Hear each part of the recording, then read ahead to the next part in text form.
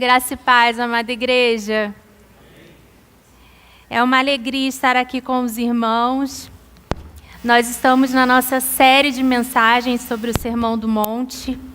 E eu tenho certeza que o Senhor tem abençoado a sua vida, o seu coração.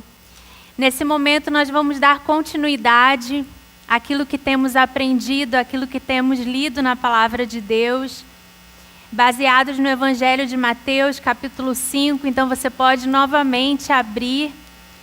Eu sei que depois dessa série de mensagens você vai poder ministrar a outros, compartilhar a outros sobre aquilo que esse Evangelho apresenta, sobre esses textos tão ricos, tão maravilhosos e tão importantes para a nossa caminhada cristã. Não existe caminhada cristã sem as palavras de Jesus, amém? E hoje de manhã pudemos meditar sobre sermos sal da terra, luz do mundo. E eu queria ler com vocês a partir do verso 17, Evangelho de Mateus, capítulo 5, verso 17. Nós vamos estender um pouquinho, vamos até o 26 hoje. Então vamos ler juntos? Mateus 5, 17. Diz assim: Não pensem que vim abolir a lei ou os profetas. Não vim abolir, mas cumprir. Digo-lhes a verdade. Enquanto existirem céus e terra, de forma alguma desaparecerá da lei a menor letra ou menor traço, até que tudo se cumpra. Todo aquele que desobedecer a um desses mandamentos, ainda que dos menores, e ensinar os outros a fazerem o mesmo, será chamado menor no reino dos céus. Mas todo aquele que praticar e ensinar esses mandamentos será chamado grande no reino dos céus. Pois eu lhes digo que se a justiça de vocês não for muito superior à dos fariseus e mestres da lei, de modo nenhum entrarão no reino dos céus. Vocês ouviram o que foi dito aos seus antepassados: não matarás, e quem matar estará sujeito a julgamento. Mas eu lhes digo que qualquer que se irar contra seu irmão estará sujeito a julgamento. Também qualquer que disser a seu irmão, racá, que significa uma pessoa condenada por Deus, será levado ao tribunal. E qualquer que disser louco, corre o risco de ir para o fogo do inferno. Portanto, se você estiver apresentando a sua oferta diante do altar e ali se lembrar de que seu irmão tem algo contra você, deixe sua oferta ali diante do altar e vá primeiro reconciliar-se com o seu irmão. Depois volte e apresente a sua oferta. Entre em acordo depressa com seu adversário que pretende levá-lo ao tribunal. Faça isso enquanto ainda estiver com ele a caminho, pois caso contrário, ele poderá entregá-lo ao juiz, o juiz ao guarda e você poderá ser jogado na prisão. Eu lhe garanto que você não sairá de lá enquanto não pagar o último centavo. Então, Jesus termina aqui essa parte do texto dando um conselho de ordem prática para todos aqueles que o ouviam, porque muitos realmente morriam na prisão. Queridos, nós temos aqui alguns princípios, muitos ensinamentos de Jesus. E nós percebemos que dos versos 17 ao 20, Jesus ele está enfatizando a justiça do reino. Precisamos que a nossa justiça seja superior ao dos fariseus e mestres da lei. É a justiça que vai além da religião. Esse evangelho ele foi escrito especialmente para os judeus. Então, pensando nisso e pensando quantos fariseus e mestres da lei ouviam Jesus naquele momento, nós podemos ter a dimensão do quanto essas palavras eram importantes, desafiadoras, confrontadoras naquele contexto. Nós vamos entender por quê.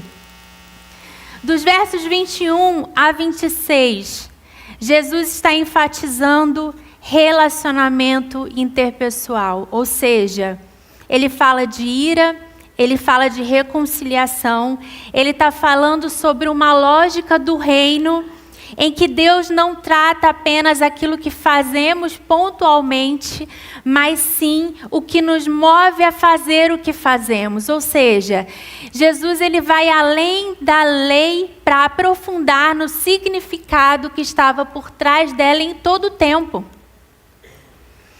Por isso ele fala, olha, eu não vim, como se ele dissesse, eu não vim ser um opositor de Moisés, do Pentateuco, dos 10 mandamentos, muito pelo contrário.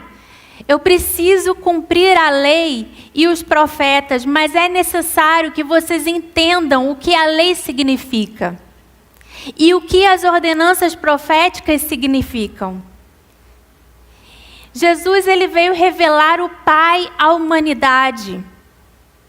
Então, ele é o principal profeta em toda a Escritura, em toda a Bíblia. Ele revela o Pai perfeitamente. Então, ele vem dizendo nos primeiros versos que nós lemos, a lei não é ultrapassada. Nós temos o conhecimento, dos 10 mandamentos, que realmente são os mais conhecidos, e esses mandamentos, muitos deles incluíam rituais religiosos. Então, de fato, alguns rituais eles vão cair em desuso, porque Jesus ele veio, por exemplo, como Cordeiro Santo Imaculado. Então, a partir da nova aliança, não há mais sacrifícios de animais para perdão de pecados. Entretanto, muitos outros mandamentos e ordenanças vão permanecer. E Jesus ele vai falar e vai enfatizar. Tudo vai se cumprir como estava prometido. A lei não é ultrapassada, a lei não é sem valor. Só que Jesus ele vai explicar tudo pela lógica do reino. Imagina olharmos para o Antigo Testamento e ressignificarmos, não refazermos absolutamente nada. Jesus deixou claro isso. O que foi revelado vai continuar revelado como está na Escritura. Mas imagina explicar todos aqueles mandamentos, as ordenanças, as profecias, numa lógica do reino, que é o reino da graça. Uma graça que, quando nós nos deparamos com ela, nós entendemos que não se trata de uma vida mais fácil, muito pelo contrário, se trata de uma vida mais profunda,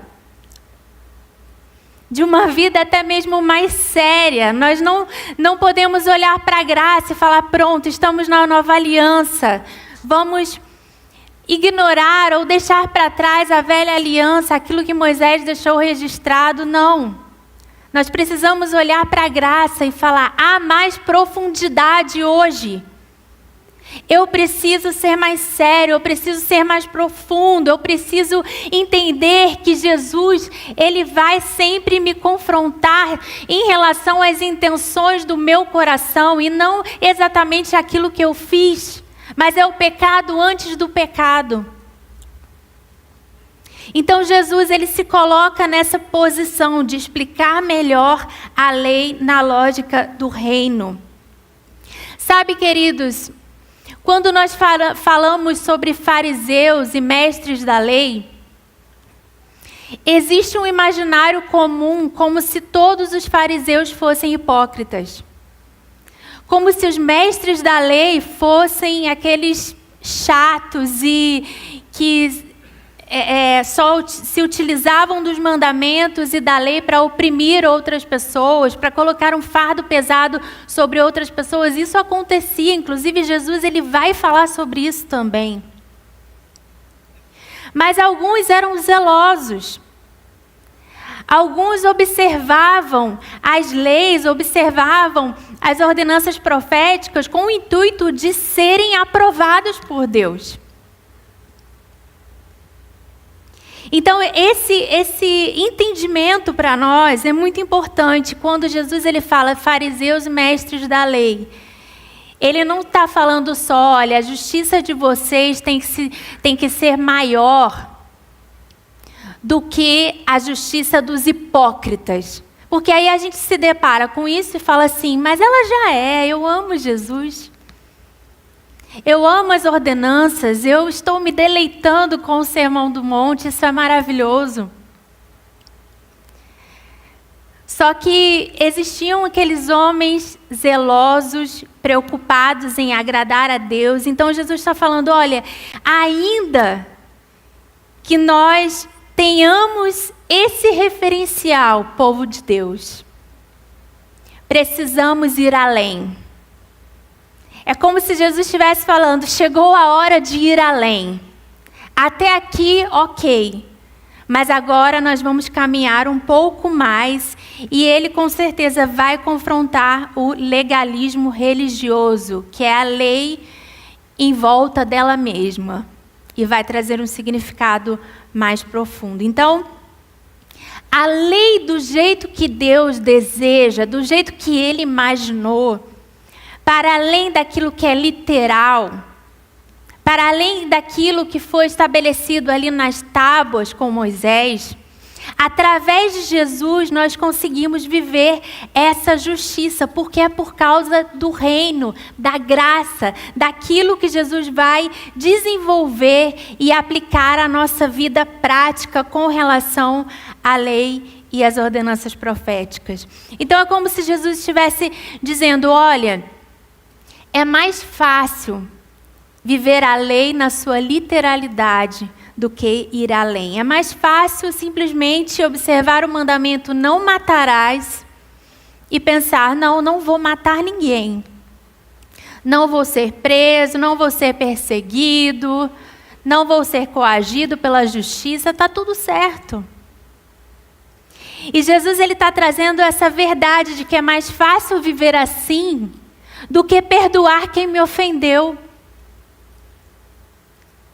Porque se nós estabelecemos regras, se nós vivemos de acordo com aquilo que pode e aquilo que não pode ser feito, é mais fácil viver assim, segundo o que a palavra de Deus nos ensina, do que se permitir ser sondado no mais profundo das suas intenções para fazer o que você está fazendo. Inclusive levar uma oferta ao altar.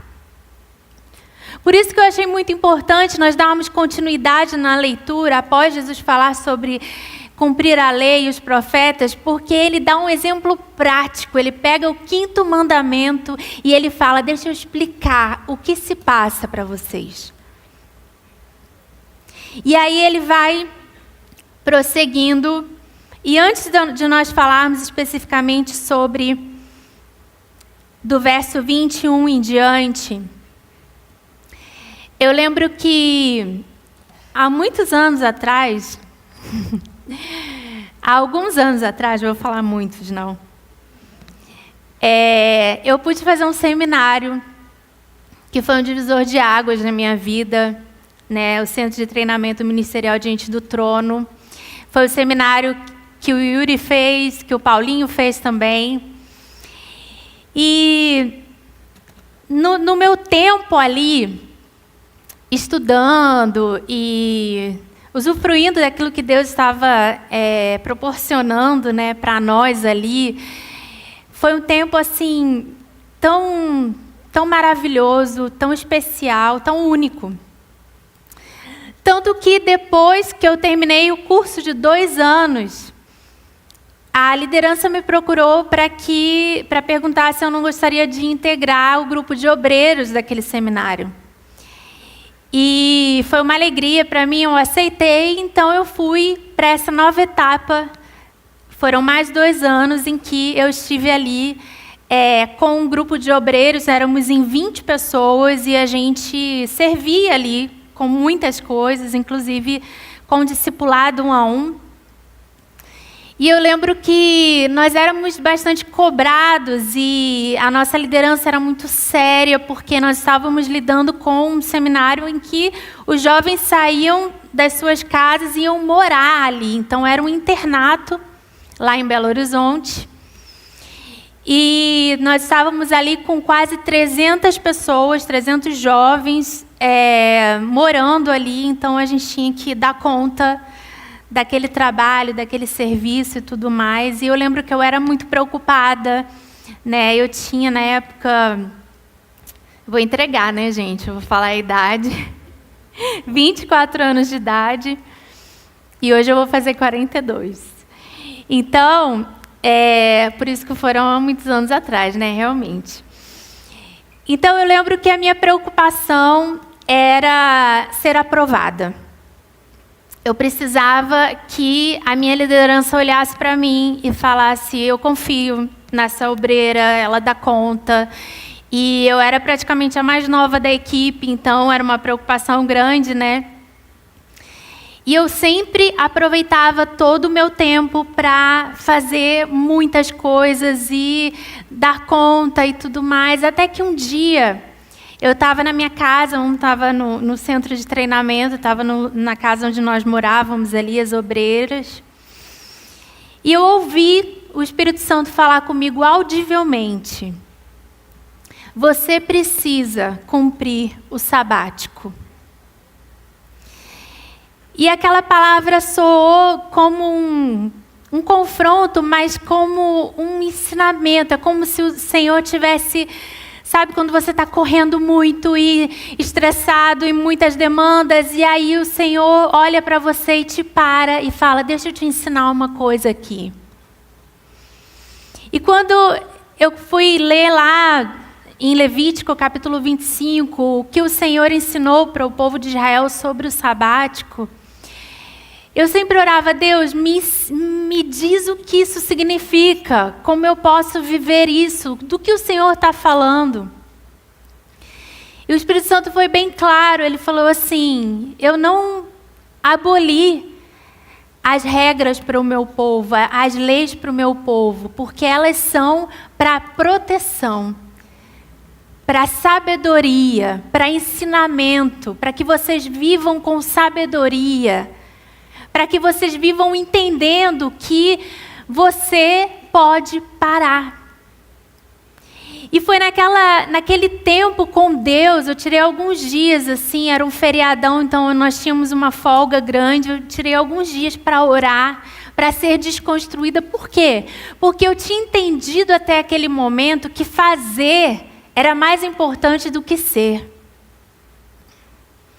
Mas o Sermão do Monte, ele vai tratar sobre sermos muito mais do que fazermos.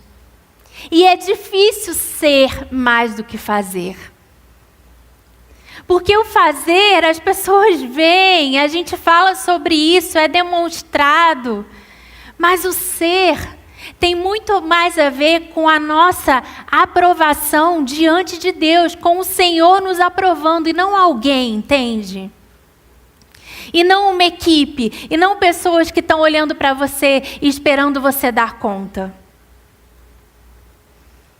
Então eu entendi que o sabático, ele não se tratava de um dia especial em que eu precisava parar tudo, não fazer absolutamente nada, como o judaísmo ortodoxo até hoje ensina.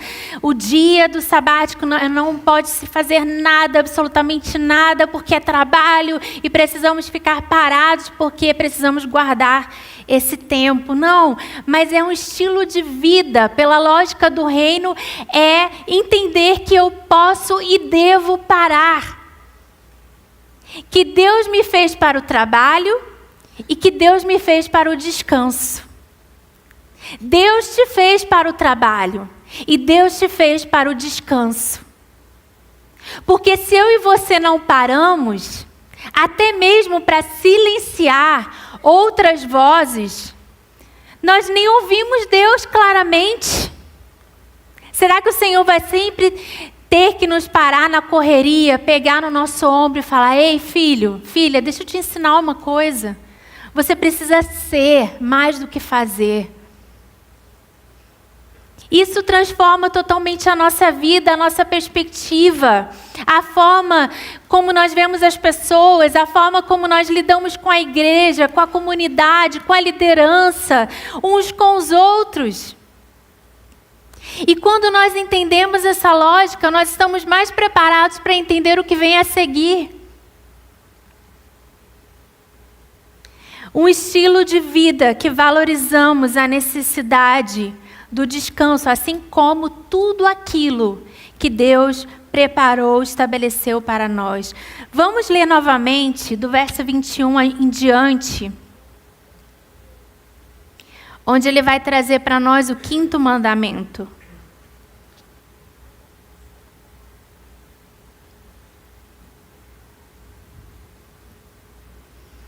Vocês ouviram o que foi dito aos seus antepassados: não matarás. E quem matar estará sujeito a julgamento. Mas eu lhes digo que qualquer que se irá contra o seu irmão estará sujeito a julgamento. Também qualquer que disser ao seu irmão, Racá, que é uma pessoa que é condenada por Deus, será levado ao tribunal. Qualquer que disser louco, corre o risco de ir para o fogo do inferno. Portanto, se você estiver apresentando sua oferta diante do altar e ali se lembrar de que seu irmão tem algo contra você, deixe sua oferta ali diante do altar e vá primeiro reconciliar-se com o seu irmão. Depois volte e apresente a sua oferta. Até aí. Nesse contexto, meus irmãos, os judeus, o povo de Deus ali já havia entendido que os mandamentos, amar a Deus sobre todas as coisas e o próximo como a ti mesmo, eram os mandamentos mais importantes. Isso já existia no coração deles, na prática deles. E Jesus, ele vai falar sobre, como eu disse anteriormente, sobre as intenções do coração. Ou seja, ele vai apresentar aquilo que vem ao invés de fora para dentro da lei, para que eu entenda racionalmente e pratique. Ele vai falar assim: agora a gente vai fazer o contrário, vai ser algo de dentro para fora. O que você está sentindo, o que você está percebendo, o que você tem como motivação, qual a sua motivação para fazer algo. E por isso ele cita o 5º mandamento. Então, ele vai deixar claro que tudo começa assim, com a intenção do nosso coração. E ele deixa claro que relacionamentos interpessoais precedem ofertas no altar. O seu irmão que está aí do seu lado, a sua irmã, o seu relacionamento com essa pessoa, seja relacionamento conjugal, seja relacionamento como irmão, como familiar, é mais importante do que aquilo que você pode entregar ao Senhor, fazer pelo Senhor e até mesmo pela igreja. Relacionamentos são mais importantes que ministério. Isso parece que se perdeu muito.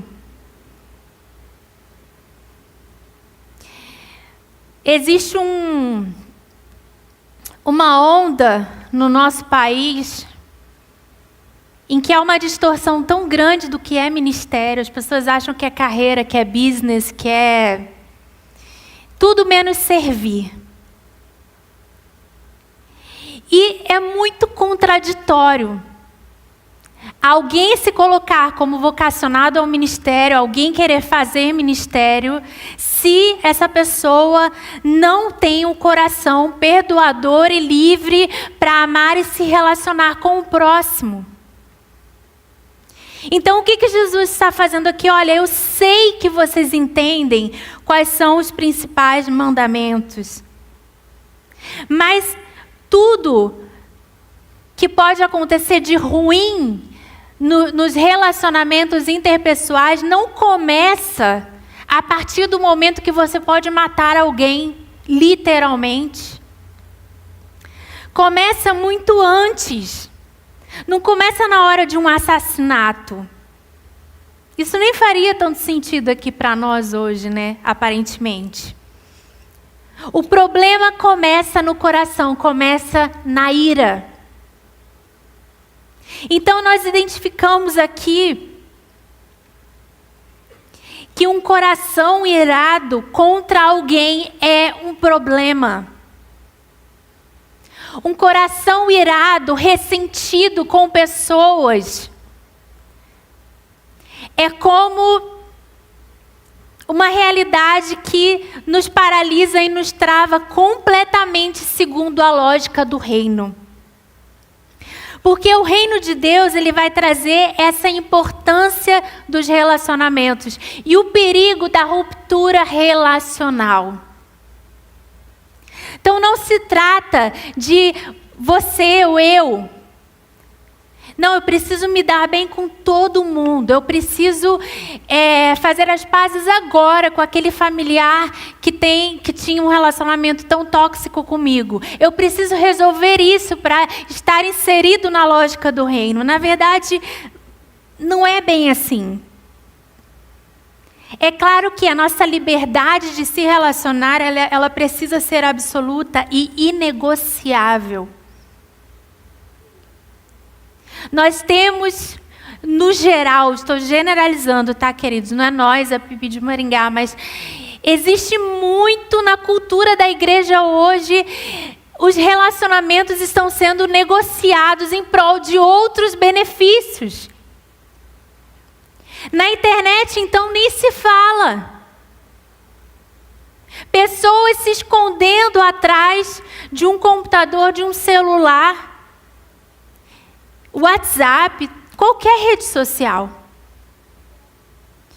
E tendo rupturas relacionais que não é da vontade de Deus. Então, nós não estamos tratando aqui de relacionamentos saudáveis ou tóxicos. Estamos tratando de lógica do reino e liberdade. Não existe o fato de você se obrigar a se relacionar com alguém porque você vai acabar validando aquele comportamento da pessoa. Não, não é necessário conviver todos os dias, não é necessário voltar o relacionamento no sentido de proximidade grandiosa, mas é necessário nós entendermos que, segundo a lógica do reino, relacionamentos são inegociáveis e são mais importantes do que aquilo que podemos fazer para o Senhor.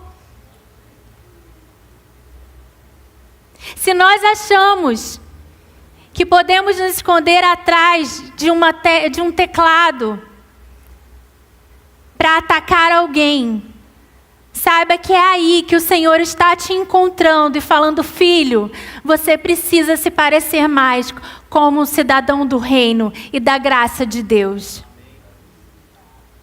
E é possível. E você vai viver essa justiça que está acima dos fariseus e mestres da lei. Então não se preocupa em sair daqui e tratar de emergências relacionais. Se preocupe em sair daqui com o seu coração arrependido e quebrantado diante do Senhor, para que você seja livre. Para que você olhe para o seu irmão através do reino de Deus. Para que você olhe para aquele parente através do reino de Deus. E ainda que não haja convívio todos os dias, existirá, ao invés do orgulho que o Senhor está esmagando nessa noite, Ele vai substituir esse ressentimento por liberdade, por alegria, por vida no Espírito. Então essa é a lógica do reino. A oração que Jesus nos ensina, a oração do Pai Nosso: Pai, perdoa as nossas ofensas, assim como temos perdoado a quem nos tem ofendido. Temos perdoado a quem nos tem ofendido? Estamos possibilitados a fazer essa oração?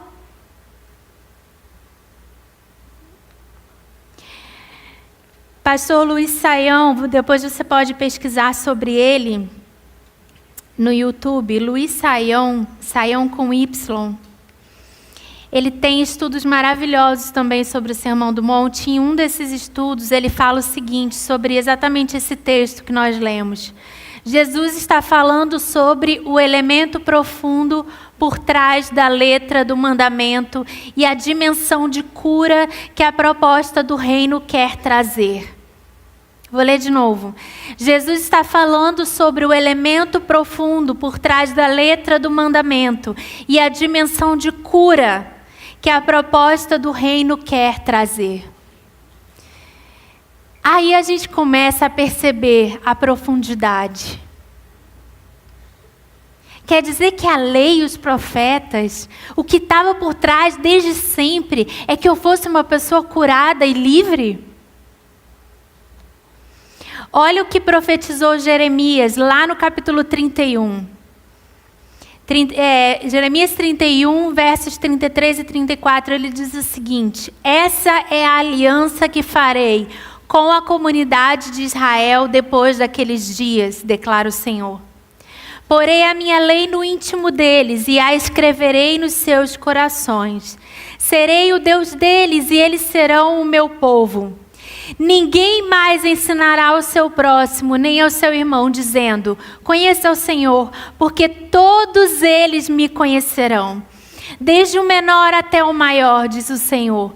Porque eu lhes perdoarei a maldade e não me lembrarei mais dos seus pecados. Amém? Essa é a palavra de Deus para mim e para você hoje. O Senhor Jesus, ele valida, ele cumpre as ordenanças proféticas durante o seu ministério nessa terra.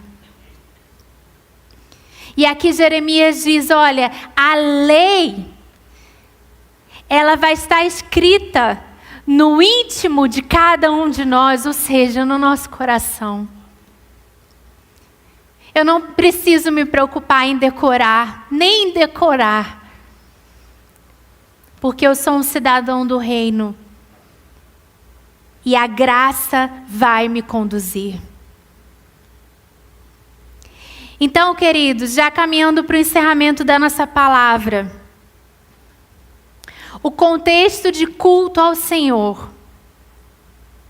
O contexto de igreja. Não é o suficiente para nos blindar contra pecados em relação a o que estamos falando aqui especificamente em relação a todos, mas estamos falando de amar ao nosso próximo como a nós mesmos, indo para além do que é praticado, mas as intenções do nosso coração. O primeiro assassinato, olha que incrível isso. Como fazia sentido nesse momento da história, Jesus lembrar o povo, especialmente o povo judeu, sobre o 5º mandamento. O primeiro assassinato da história da humanidade é registrado em Gênesis capítulo 4. Você lembra dessa história? Num contexto de culto ao Senhor. Num contexto de igreja. Igreja, entre aspas, né? Igreja como povo escolhido. Um irmão mata o outro por causa de ciúmes. Caim e Abel. Os dois levaram uma oferta diante do Senhor, um sacrifício diante de Deus. A Bíblia vai dizer que Caim foi reprovado e Abel foi aprovado diante do Senhor. O Senhor sondou o coração de cada um deles e por causa dessa situação, Caim mata literalmente o seu irmão. Então fazia todo sentido Jesus trazer o 5º mandamento ali naquele momento. Porque os ciúmes e a ira andam juntos. A inveja e a ira andam juntas. O ressentimento e a ira, até mesmo a mágoa. Ah, mas foi o outro que me feriu. E Jesus está falando, você pode ir além, filho. Você pode perdoar aqueles que te ofenderam, aqueles que te feriram. Você pode viver essa justiça que vai além do que a justiça daqueles que observavam zelosamente a lei. E aqui Jesus traz esse entendimento de que o ambiente do culto, ele não é o suficiente para nos proteger.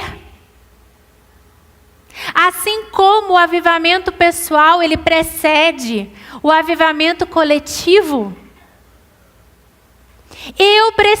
Você precisa ser um cidadão do reino na sua vida pessoal, no seu dia a dia, naquele dia mau, naquele dia mais difícil, em que a vontade é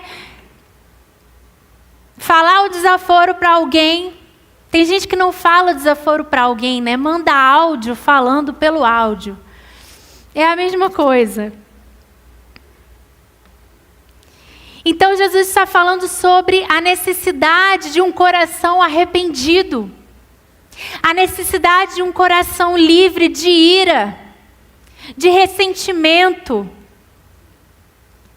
Porque mesmo que aquilo só faça parte do seu imaginário pessoal, da sua vida pessoal, é necessário existir reconciliação, ainda que seja um momento de oração, seu com o Senhor. Nossa, aquela pessoa com quem eu fui ressentido a vida inteira, nem vivo está mais, já faleceu. Você pode ir diante do Senhor e entregar e apresentar diante dele a sua vida, o seu coração, esse ressentimento, porque ele vai te curar.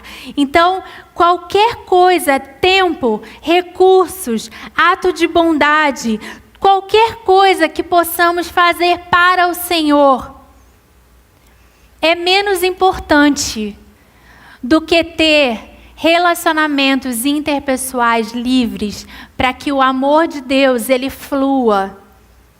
Exista ali a verdade e a realidade do reino de Deus. Jesus nos chama a sermos pacificadores. Então, na internet, na reunião de família, no momento das eleições, no WhatsApp, em qualquer realidade, em qualquer contexto, no seu trabalho, na sua faculdade, na sua escola, dentro da igreja, você foi chamado para ser um pacificador. Você foi chamado para trazer graça àquele lugar, àquela reunião, àquele ambiente. Você não foi chamado nem projetado por Deus para ser um opositor aonde você vai. A oposição, ela é necessária em alguns momentos, porque nós vamos concordar com algumas coisas e outras não, porque a nossa cosmovisão é baseada na palavra de Deus, amém? Então ninguém vai... ser um pacificador não significa perder o seu olhar crítico sobre qualquer coisa. Mas a graça, ela é absoluta. Você pode discordar falando com graça, com bondade, com mansidão, com humildade. E essa é a vontade de Deus para nós como igreja. Igreja em qualquer parte do mundo. Agora, especialmente nessa noite, Primeira Igreja Batista de Maringá. Você pode olhar para você mesmo. Faz esse exercício. Chega em casa, se olhe no espelho e fale: eu sou um pacificador. Eu sou uma pacificadora. Em qualquer lugar, você pode transmitir graça. Eu lembro que eu fiz faculdade na Universidade Federal Fluminense, eu fiz pedagogia, também há alguns anos atrás. E eu lembro que existia uma postura muito ruim para nós cristãos por parte de alguns professores. E era muito difícil ouvir certas coisas e não rebater. Se você faz faculdade, você sabe como que é. E é muito natural que um cristão sentado na sala, ouvindo determinadas coisas, queira se colocar contra aquela ideia, contra aquela visão, contra aquele autor. Mas em todo o tempo ali, naqueles 4 anos e meio, eu lembro que em alguns debates em que eu me envolvia, mais acalorados, mais tensos, em que eu percebia que os cristãos da sala se uniam para derrubar aquele argumento a qualquer custo. O Espírito Santo trazia depois vergonha no meu coração. Porque eu pensava assim, meu Deus, o argumento está ganhando. A gente está mais preocupado em quem vai ganhar a discussão do que em ser sal e luz. Então, o Senhor nos ensina a falar com graça, com sabedoria, ainda que a gente vá se opor a alguma situação, à fala de alguém. Sabe por quê, queridos? Porque a nossa intenção principal não é ganhar a discussão. Não é ter o argumento mais forte. Eu lembro que tinham aulas assim, que eu levava um livro de um autor da área da educação para combater a ideia daquele autor, para que a professora ou o professor entendesse que eu não estava falando só da perspectiva do evangelho, eu estava falando também em nome da ciência da educação. Para que vale isso, queridos? Se eu sou uma religiosa legalista, isso tem muito valor. Porque eu vou sair da sala pensando assim, eu ganhei. Eu ganhei essa discussão. Lá no meu PGM, eu ganhei a discussão. Vocês viram? O meu argumento foi muito mais forte. Todos agora vão validar o que eu penso. Mas Jesus, ele faz o caminho totalmente oposto disso. Valorize ganhar a pessoa. Valorize ser sal e luz. E não sair pensando, uau, a discussão aconteceu e eu fui o melhor no meu argumento. Isso não vale de nada segundo a lógica do reino. Isso nos afasta das pessoas. Isso envenena a comunidade.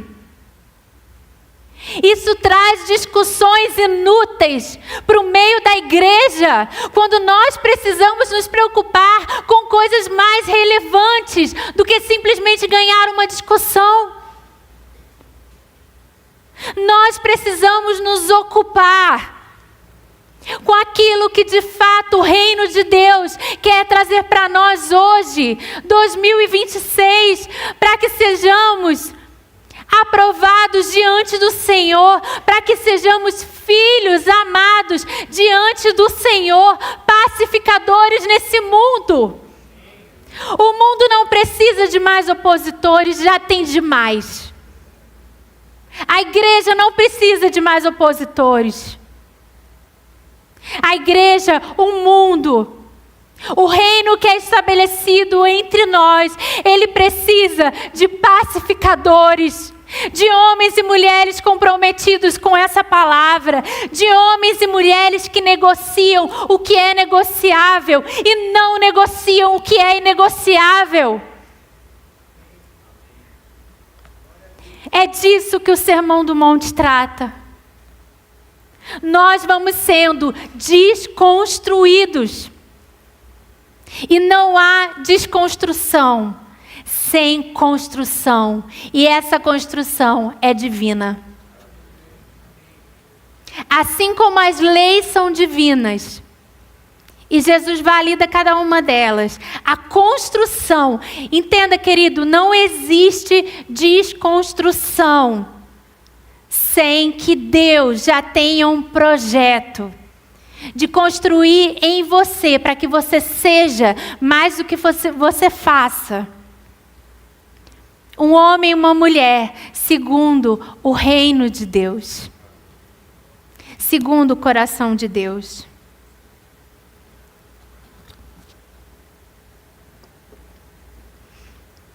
Somos cidadãos do reino e pacificadores.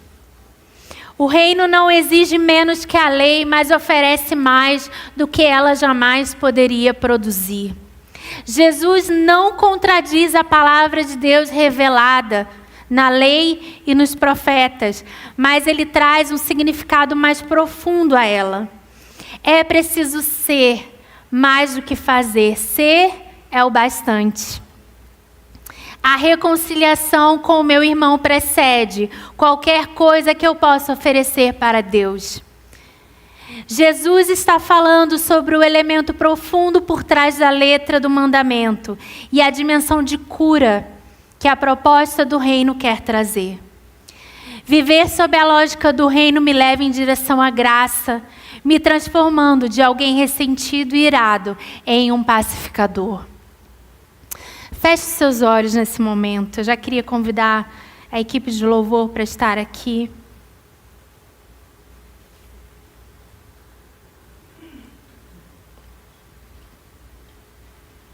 Enquanto nós oramos ao som dessa canção tão linda, Jesus, nós te amamos. Você vai ter esse tempo pessoal com o Senhor aí no seu lugar. Comece a colocar diante de Deus aquilo que se passa no seu coração hoje.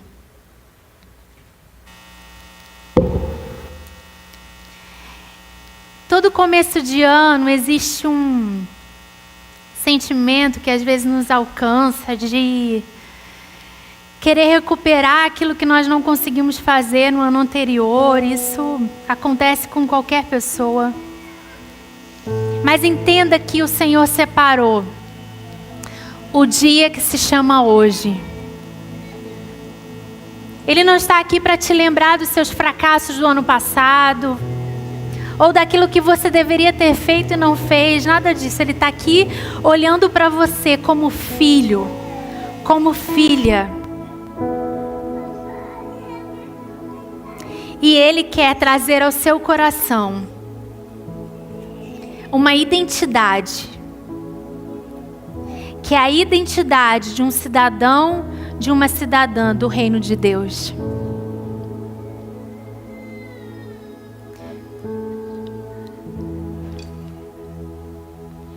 Senhor Deus,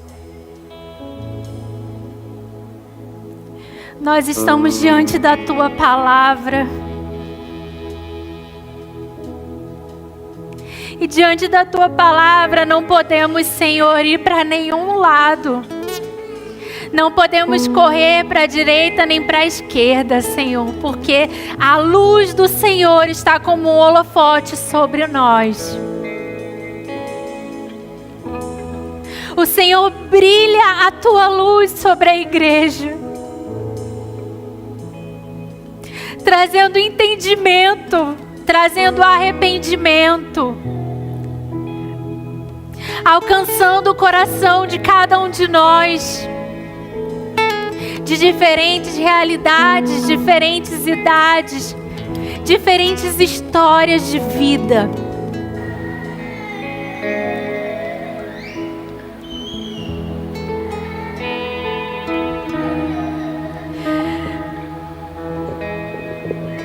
Colocamos diante de Ti a nossa vida, Senhor, o nosso coração, para que o Senhor faça esse processo de desconstruir, especialmente aquilo que achávamos que era correto e não é.